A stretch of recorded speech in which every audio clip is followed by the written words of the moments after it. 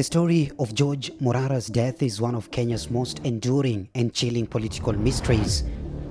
A young, vibrant member of parliament for West Mugirango, Morara died in a road accident in 1970 under circumstances that many believe were not accidental but a calculated political assassination.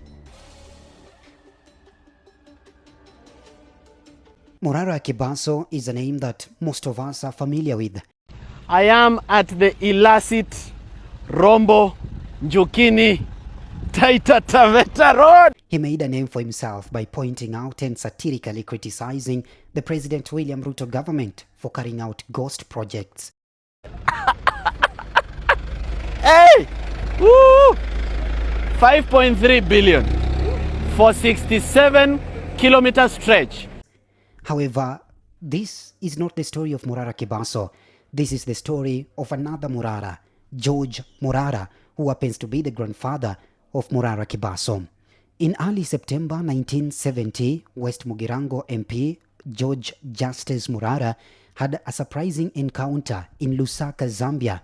As he sipped his drink one late evening, he unexpectedly ran into Nahashan Isaac Njenga Njoroge, the man who had assassinated Constitutional Affairs Minister Tom Mboya on 5th July 1969. Morara, who was in Zambia with members of the Social Welfare and Employment Parliamentary Committee on official duty, was, to say the least, astonished.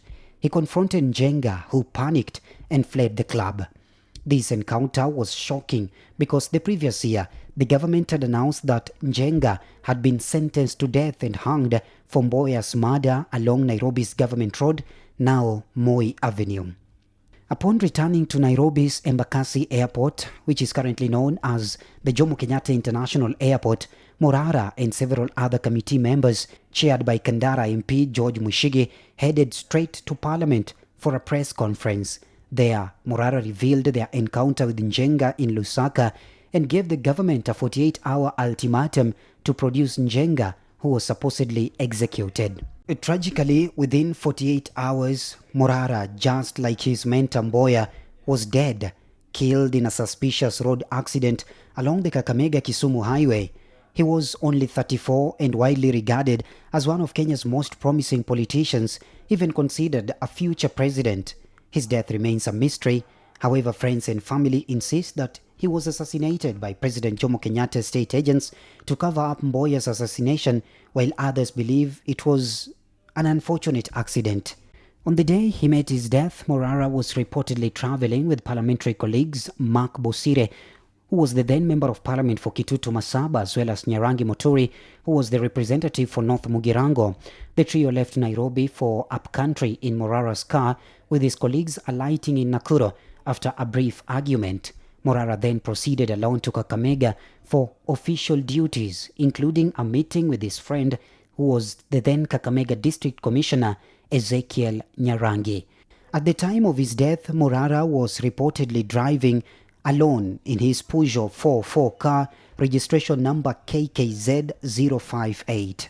The accident reportedly involved a police van, although others claimed it was a private lorry, making the whole story a mystery. Many would ask why the member of parliament will boldly ask questions about the death of Mboya. That was obviously a state assassination and a dangerous topic to wade into. For Morara, justice for Mboya was a non-negotiable. He had benefited from Tom Mboya's airlift program that ferried bright Kenyans to the United States of America to pursue higher education.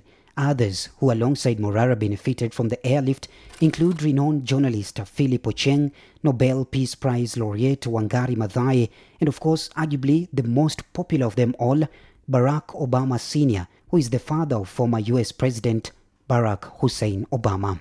In a condolence message on the evening of Saturday, September 12, 1970, the day Morara died, President Kenyatta expressed great sorrow, describing Morara as a vigorous and vital politician who had already made significant contributions to the nation through parliament and his extensive tours.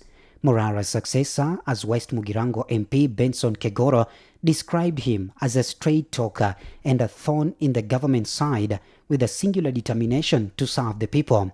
Kegoro stated that the circumstances of Morara's death remain unclear, leaving room for speculation about whether it was an accident or an orchestrated effort to silence him.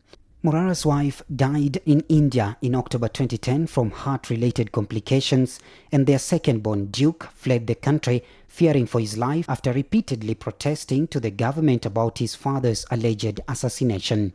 At Morara's charged burial ceremony in September 17, 1970, attended by Speaker of the National Assembly Fred Marty, 6 cabinet ministers and several MPs, Public Works Minister James Mboya described Morara as a fearless and courageous fighter dedicated to justice for all people. Throughout his brief tenure, Morara never shied away from criticizing the government or publicly urging the head of state to address pressing issues. In a Hansard report, he protested the government's failure to resolve tribal conflicts, emphasizing the urgent need for action and questioning the government's credibility and dignity.